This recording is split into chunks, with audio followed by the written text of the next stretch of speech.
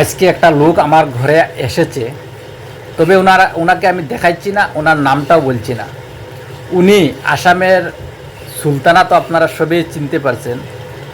তো সুলতানাকে 1 বছর আগে উনির ভিডিওতে উনি বাজে কমেন্ট করেছিলেন। উনি বাজে কমেন্ট করার জন্য 1 বছর আগের অনেক টাইম লাগছে, অনেক টাইম ধরে উনির কমেন্ট ধরে ধরে সেই কমেন্টগুলো আজ গিয়ে ডিলিট করেছে।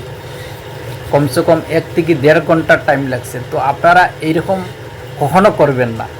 অন্য একটা খারাপ ভিডিও করছে, কাউকে গালাগালি করছে, আপনারা তাকে খারাপ কমেন্ট করছেন, আর সে ফেসবুক থেকে আপনাকে ইস্যু লাগাইয়ে দিছে। তার ভিডিও সে খারাপ করছে, যা কিছু ভিডিওতে বলক তারটা স্পিক করে আপনি চলে আসেন। যদি না আপনি ফেসবুকে সুরক্ষিত থাকতে থাকেন, ফেসবুকে আপনার আইডিটা সুরক্ষিত থাকার জন্য তার ভিডিওটা দেখবেন না, তাকে স্পিক করে চলে আসবেন।